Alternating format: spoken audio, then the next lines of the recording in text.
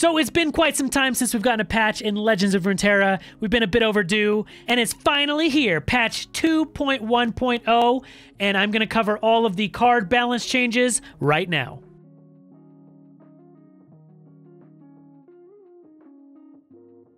All right, let's jump right into it, and let's talk about champions, starting with Miss Fortune and her leveled up form. And what they did is they removed Overwhelm when she's leveled up. So what they've said is basically her leveled up form doesn't quite match her difficulty to level her up. Her amount of lethality is a little too high with Overwhelm, and so they scaled that back a little bit, especially because her ability, basically anything that is blocking, usually is dying because she's pretty strong after she's leveled up.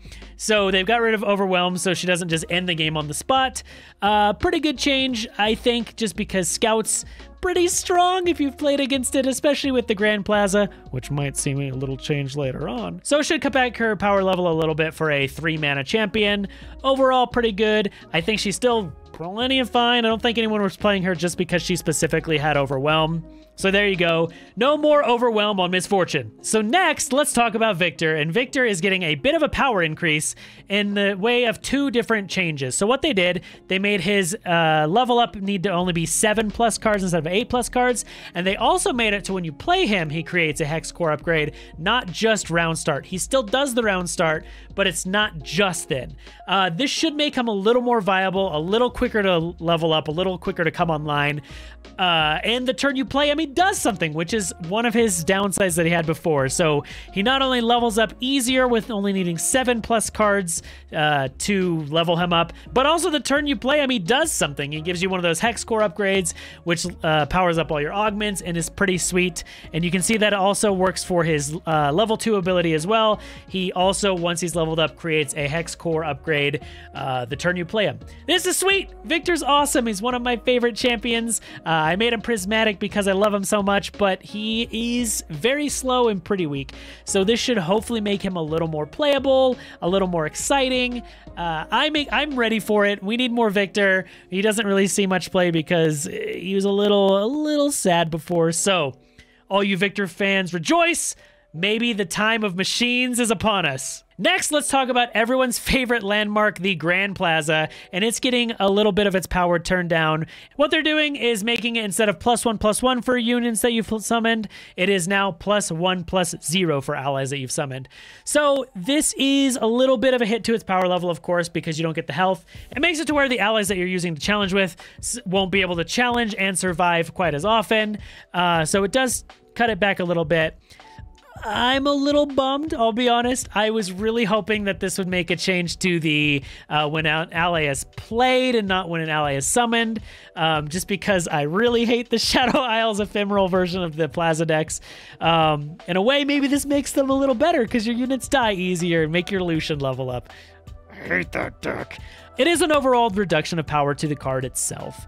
Not being able to challenge things and them survive is good, so hopefully this makes the card a little less powerful and not an auto-include in every single deck that's playing Demacia ever. Just add Plaza. Just add Plaza, it's better. Plaza makes it better. So hopefully this is a little bit of a reduction to the card's power level. Next, we're getting a little bit of a change to the War Chefs. So instead of it being a 1/3, they're changing its stats to be a 2/2.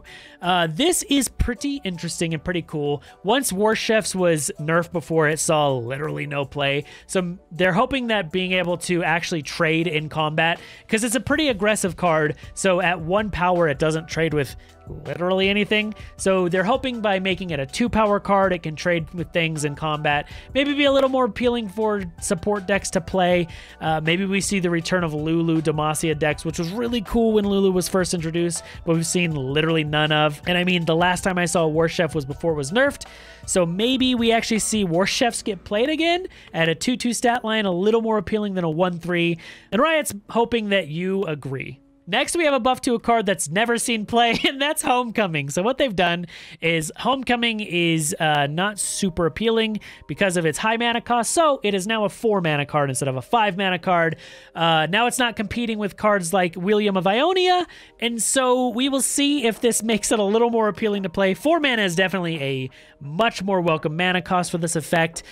It's interesting. I like the card. One, the artwork is super cool, but I like the card. It's a pretty interesting thing. thing, especially if you are playing a deck that does want to bounce your own things back to your hand. We've seen those kind of decks happen in the past, so maybe we can see this as pseudo removal. The problem with it being 5 mana is both that it's competing with Will of Ionia, and also 2, it is a tempo loss generally. You know, you're removing something on your board to bounce something in theirs, but you know, it's a pretty cool combat trick if you're like blocking with something, bouncing that to your hand, but also bouncing a thing during combat can sometimes be interesting.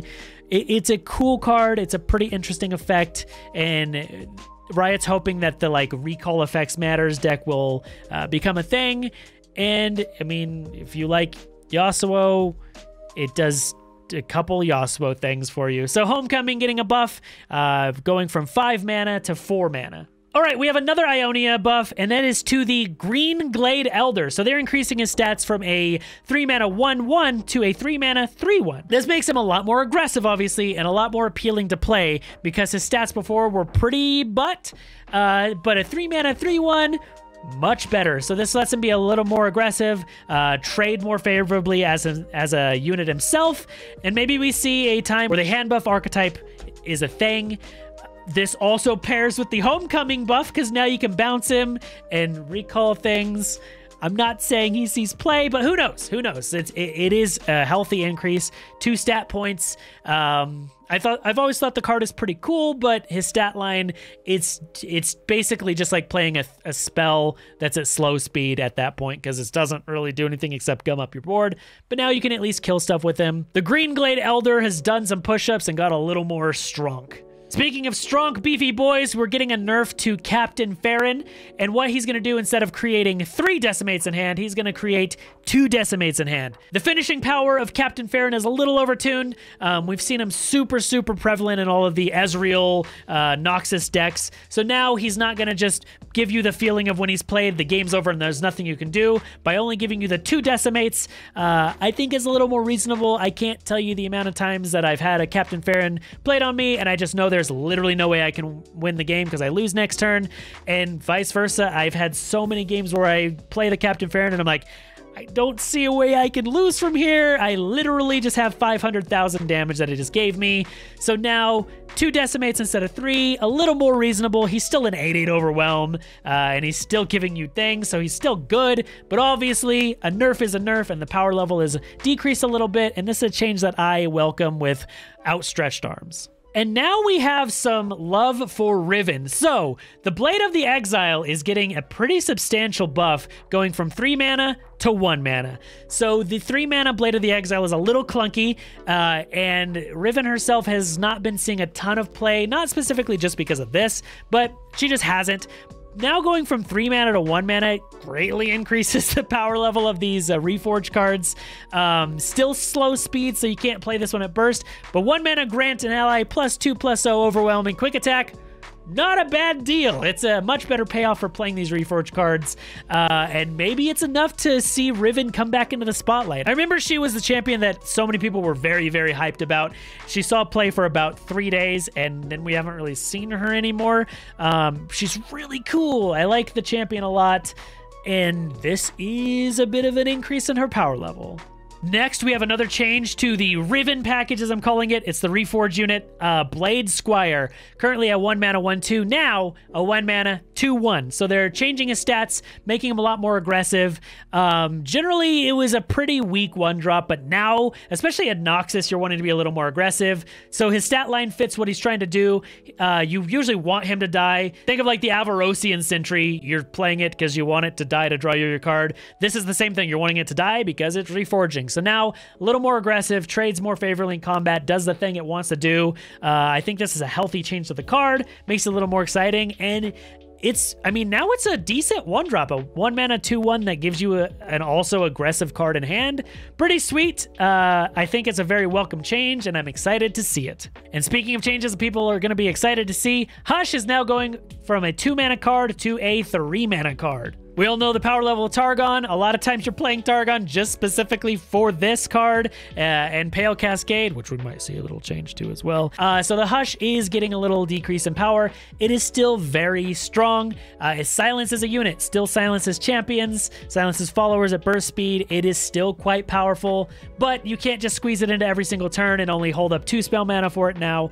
So it is a decrease in power. Card is still very good, but we'll see if this is enough to make it not an auto-include of Targon as a region as a whole, but also not an auto-include 3 of right now specifically as well, just because it's so powerful.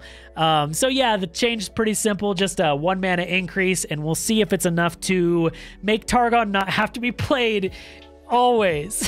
And the final change, Pale Cascade, as I alluded to before, still 2 mana burst spell, still draws 1, but now instead of giving +2/+1, it gives +1/+1 this round. Pale Cascade doubled as one of the best combat tricks and also one of the best card draw engines that you had in Targon. And now it's only doing one of those things quite as good. Still a strong card. You're still getting a buff of a unit and you're still drawing a card. This also affects Diana's champion spell as well, of course, because it's Pale Cascade. But the power level's tuned down a little bit. I mean, Pale Cascades can be one of those infuriating cards that if they have it, you're like, well, they probably just win because they kill my thing, their thing survives, and it cantrips itself, which means it draws a card, it replaces itself in hand. So the power level of Pale Cascade going down a little bit. Any card that's just an auto-include in a region and every single deck that's in that region is usually a little bit too powerful. That's the case with both Hush and Pale Cascade, so I'm okay with them being a little less powerful. I know it's like Targon's known combat trick that, you know, it's one of its region identities at this point, but I think it's okay with it getting tuned down just a little bit. So those are all the card changes. There are a lot of changes with this patch. We're getting a Felios, there's a new lab, there's new Guardians, there's a whole bunch of stuff. There's things all over the place, so I'm not going to cover them all. There are patch notes in the description of this video if you want to see the full patch notes. Read up on them because there's a lot, including we get Sad Moon Boy now. But I wanted to keep this short, just go over all the changes for you. Hopefully you enjoyed this video. Hopefully it was good for you. You know what else you enjoy though? Come and hang out my Twitch channel. Every Monday through Friday, 5 p.m. Pacific. Come hang out. We're always playing new stuff, brewing things, doing crazy nonsense. You know we'll be playing a bunch with Sad Moon Boy, but that's all I got for you. I wanted to keep this short. I love you very much. Thank you again for watching, and until next time, you stay saucy. Thank you so much for watching my video. I really do appreciate it. If you haven't done so already, make sure you subscribe, hit the little bell notification, and help me destroy the YouTube algorithm overlords by leaving a comment and liking this video. I appreciate you very much. You're amazing, and until next time, you stay saucy.